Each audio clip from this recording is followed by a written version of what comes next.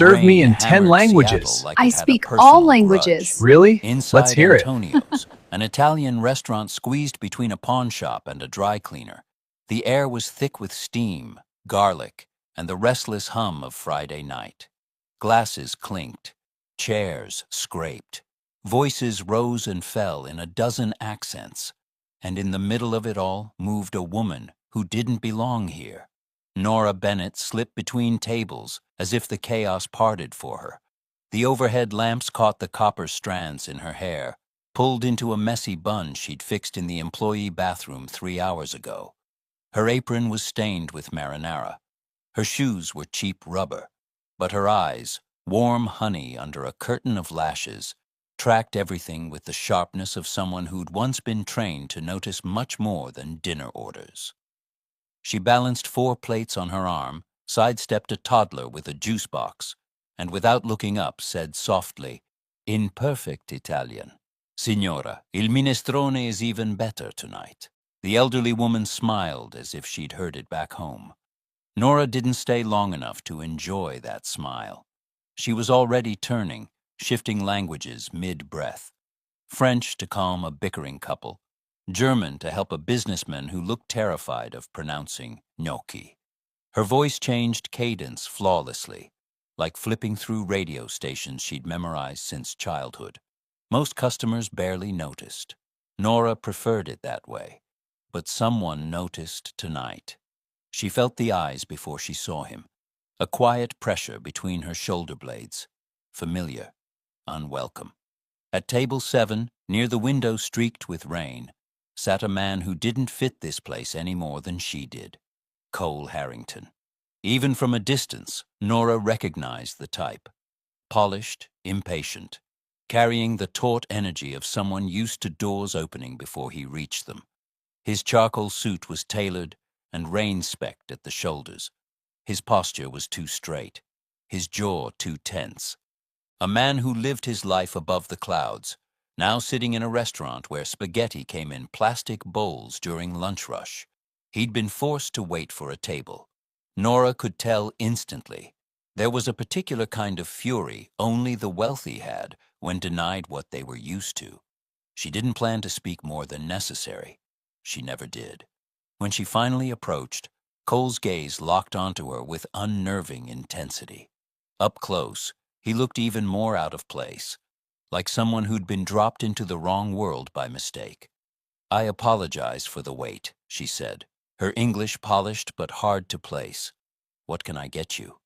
"You speak German," he said, not a question. A prickle ran down her spine. She didn't let it show. "I speak enough to help guests feel comfortable. Have you decided on your entree?" "And Italian, French, Portuguese. I counted at least 7 languages in the last 10 minutes. Nora shifted her weight, a small, invisible reaction, unless you were looking for it. Apparently, he was. "Antonio's gets international customers," she said. "We try to accommodate." "I don't believe that."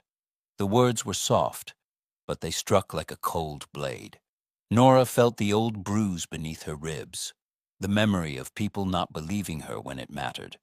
She lifted her chin, met his eyes for the first time fully. Good thing belief isn't required to serve dinner.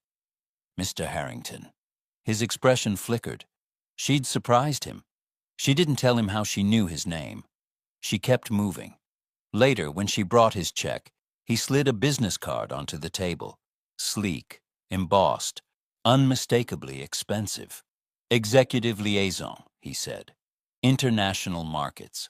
Name your salary." Nora stared at it just long enough for old memories to rise like smoke. Boardrooms, signatures, accusations, voices saying she was lying. She placed the check on the table, left the card untouched. "I've worked for powerful men before," she said quietly. "It didn't end well." Then she walked away. From the corner of her eye, she caught the image that would stay with her long after her shift ended. The business card lying beside a folded napkin stained with red wine. White paper marked by something dark, like a warning. A reminder that opportunities that shine brightest often come with shadows. By Monday night, Nora was sure it had been a fluke. Rich men passed through Antonio's all the time, on their way to somewhere that mattered. They didn't come back for overcooked pasta and cheap red wine. Then Tuesday, table 7 filled again. Same suit, same man, different tie. Nora pretended not to notice until the hostess whispered at the service station, "He asked for your section." Her stomach dipped. "He's just a customer," she muttered, grabbing a tray. "Seat him." But when she walked over, checkbook tucked under her arm, she could feel it again. That focused attention, like a spotlight she hadn't asked for. "Good evening, Mr. Harrington," she said, keeping her voice calm. "Back so soon?"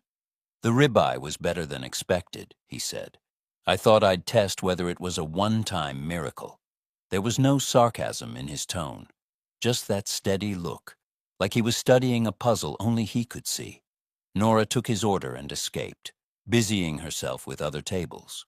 Wednesday, he came back. Thursday, too. Different meals, same table, same quiet questions. "How many languages is it, actually?" "Why Antonio's?" "Do you ever get tired of translating everyone else's world?" She batted most of them away with short answers, sarcasm where she could manage it. When he left, his tips were obscene. Not enough to be insulting, just enough to feel like a problem if she thought too hard about it. By Saturday night, the edge of his business card had worn a groove in her wallet. Her shift ended late. The kitchen lights went dark one by one.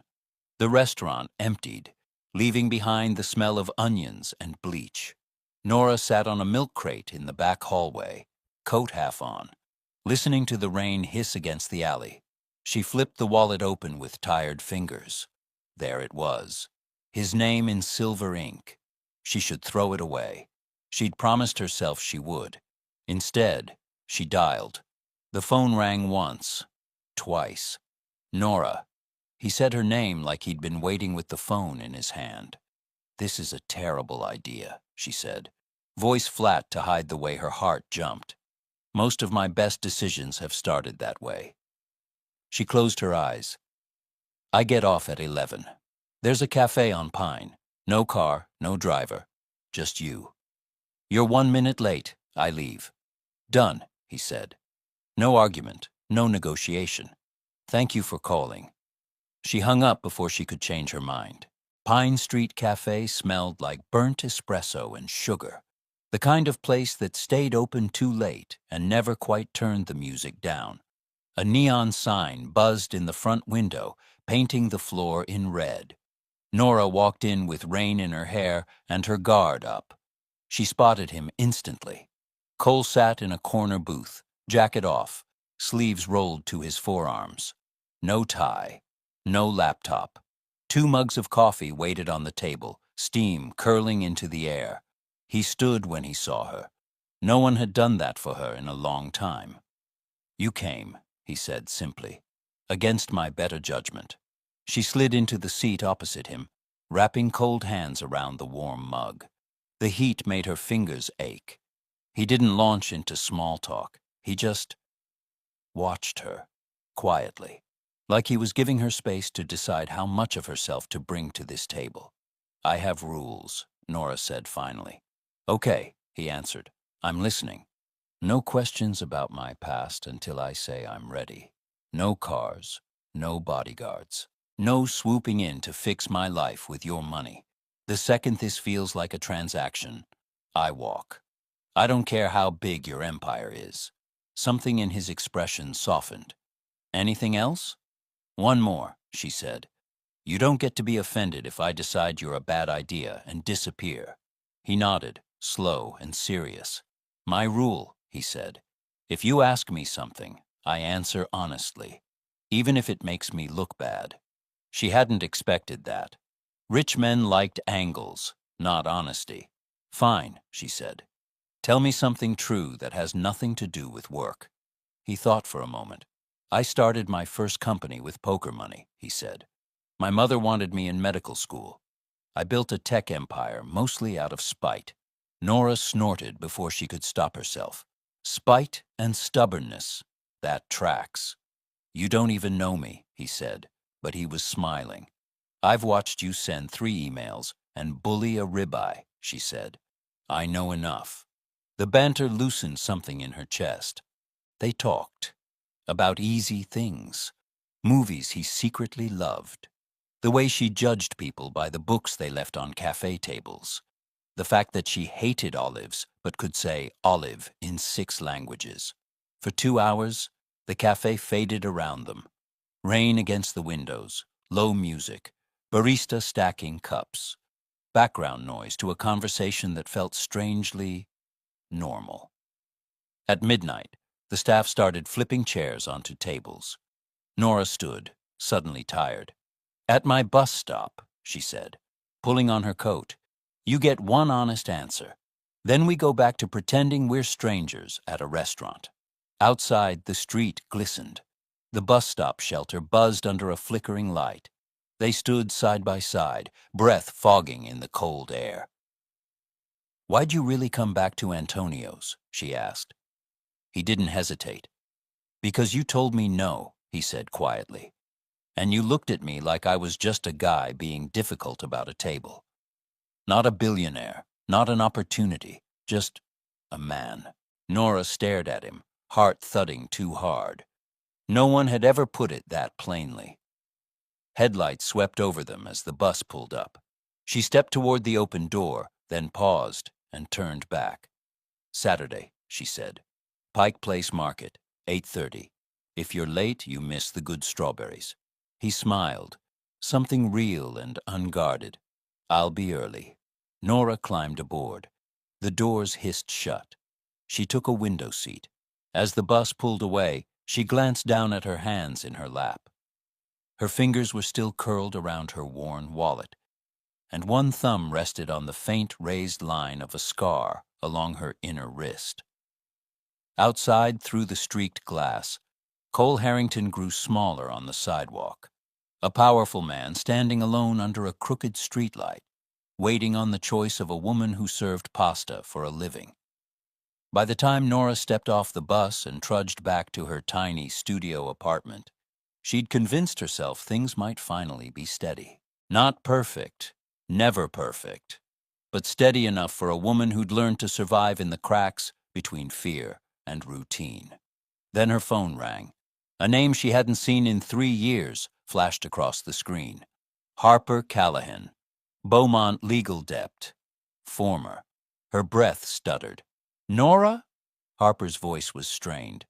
"Someone's been asking about you. Someone persistent, from the East Coast. The old panic, the kind that lived in Nora's ribs, unfurled like smoke." "Logan?" she whispered. "I don't know," Harper said. "But whoever he is, he's connected. Nora, you need to be careful." The call ended. The room felt too small, her heartbeat too loud. She sank onto the edge of her bed, the springs creaking beneath her. For a long moment she stared at the peeling paint on her wall, feeling the floor tilt under her. Then she did the one thing she'd promised herself she'd never do. She called Cole Harrington. He answered on the first ring. "Nora?" "He found me," she breathed. I think he found me." There was a beat of silence, sharp, focused. Then Cole said, "Stay exactly where you are. I'm coming." The penthouse that should have felt safe. Cole's car arrived within minutes. Not a limo. No driver. Just him behind the wheel, rain on his jacket, eyes sharper than she'd ever seen them. He didn't ask questions. He simply guided her into the passenger seat and drove in silence through the wet Seattle night. When the elevator doors opened to his penthouse, Nora froze. Floor-to-ceiling windows framed the lights of the sound.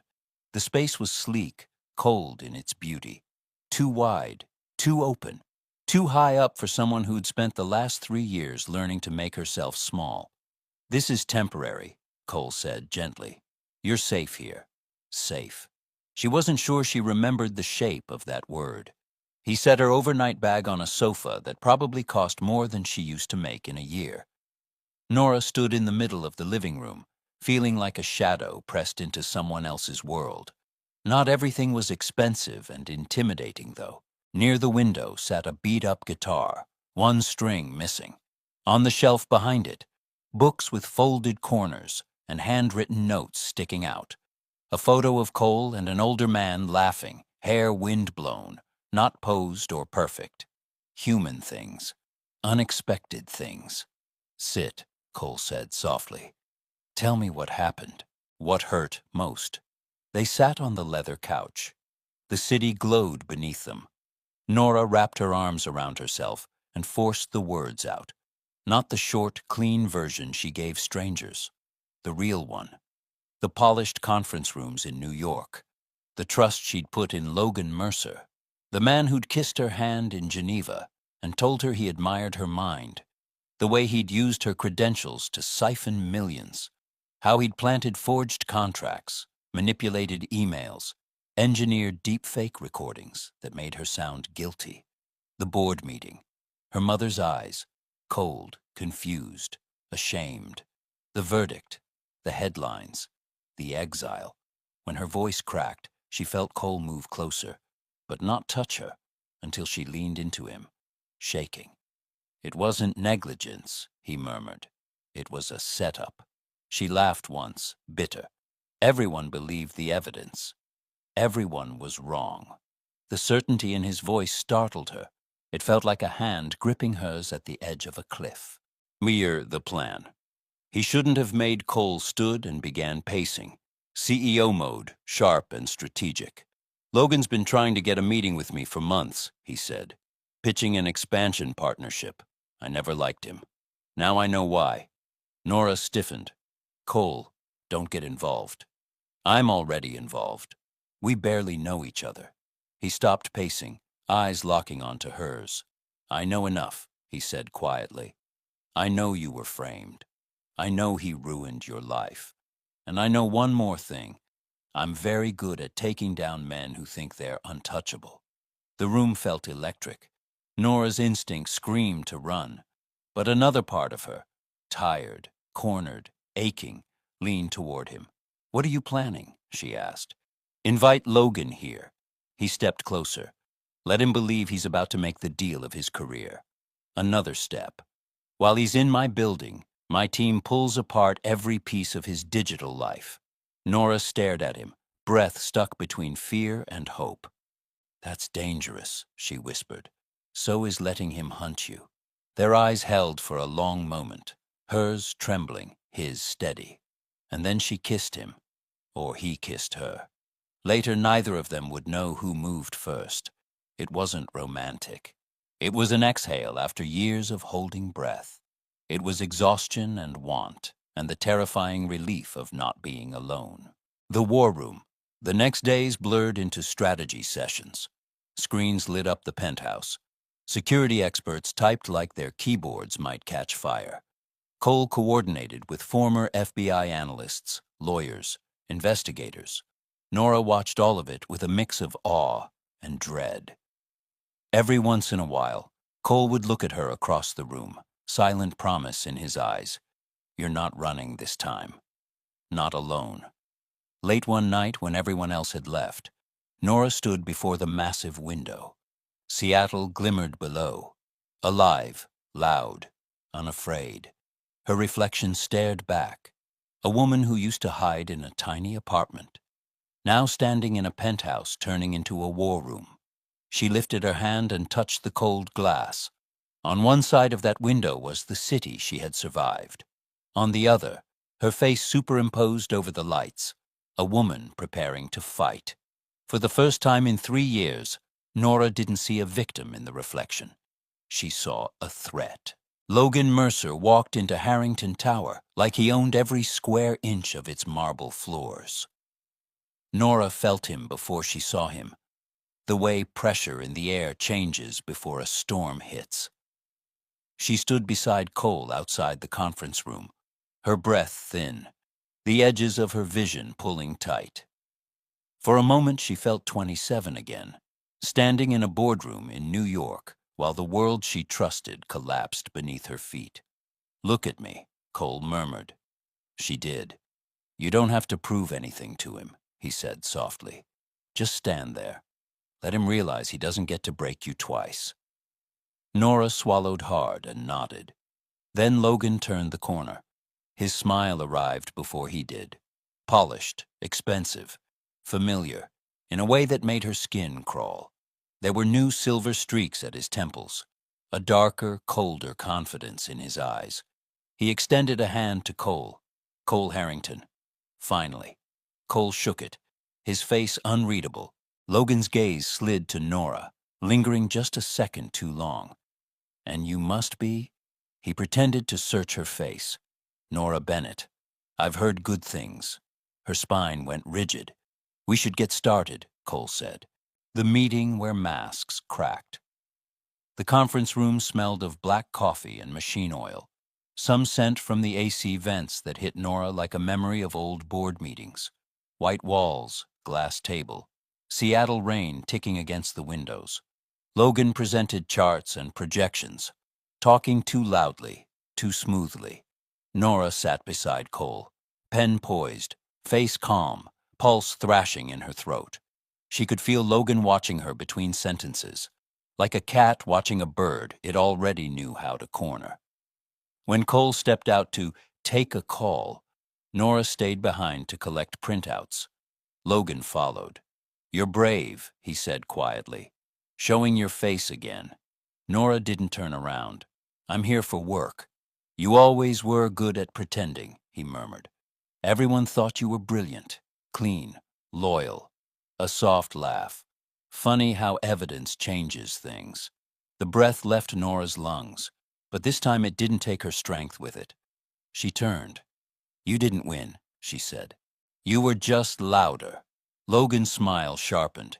"You can't prove anything, Lillian. You didn't before. You won't now." It was the way he used her old name, Lillian, that made something inside her snap back into place. Not the fearful part, but the part she thought had died. The woman who once ran an empire of languages, who understood how words could lift or destroy. She didn't answer. She simply walked out of the room. And outside, in the hallway, Cole was already waiting, phone in hand, eyes locked on hers. "He took the bait," he said. "My team mirrored everything he touched."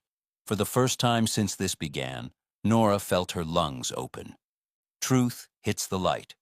Over the next 72 hours, evidence poured in. Emails, transfers, digital fingerprints. Logan hadn't just stolen from Beaumont Global. He'd done it to 3 companies, 7 executives, each one framed like Nora. A pattern painted in cruelty. The first article dropped at dawn. Nora read the headline on Cole's laptop. "Translation Tycoon Built Empire on Fraud." Former Iris cleared her throat, tightened. Her hands shook. Then her phone rang. Her mother. For 3 years, that name had been a closed door. Now it flickered on the screen like a candle flame. She answered, a soft breath on the other end. Then, "Nora, baby. I am so, so sorry." Her mother sobbed. Not quiet tears, messy ones. The kind Nora remembered from scraped knees when she was 8. Nora pressed a hand to her mouth. "I needed you," she whispered, "and you weren't there." "I know." Her mother's voice broke. "I will never forgive myself for that." Each apology felt like a stitch pulling her chest back together. When the call ended, Nora stayed very still, then felt Cole wrap his arms around her, anchoring her against the tidal wave of old pain and new relief. Reclaiming the name. The Beaumont board emailed a week later. Full exoneration. Position restored. Future discussed. Nora stood in her old family office, the polished wood reflecting the rain outside. Everything looked the same, but she wasn't. "I don't have to go back," she said to Cole. "Not in their way. Not to New York. I want a new HQ. Here, Seattle, a fresh start." Cole smiled. "And Beaumont deserves the version of you that survived." She exhaled, a steady breath that felt like stepping into her own skin again. The ring. That wasn't a diamond 6 months later. At a quiet waterfront restaurant with a soft jazz trio playing in the corner, Cole placed a small velvet box on the table. Nora blinked. "What's this?" "I had a speech," he admitted. "Pages of it. Something about partnerships and shared futures. But this is simpler." He opened the box. Inside, an emerald ring glowed under the candlelight, deep green, like forests she had once hiked before fear narrowed her world. "I didn't choose a diamond," Cole said, voice low. "Diamonds look like the life he forced on you. I wanted something that looks like who you are now." Nora felt her vision blur. "Cole," she whispered. "I love you," he said. "Not the heiress, not the waitress. You, the woman who rebuilt herself when the world crumbled." She laughed through tears. "Yes, yes, before you make me cry harder." Cole slipped the ring on her finger. It fit like it had been waiting. Later, walking outside toward the waterfront, Nora lifted her hand. The emerald caught the streetlights, green fire against a dark sky, a ring that wasn't about wealth, or restitution, or reputation, a ring that meant she chose this life, this love, on her own terms. For the first time in 3 years, Nora Beaumont didn't feel hunted. She felt claimed, not by a man, but by the future she built with her own hands.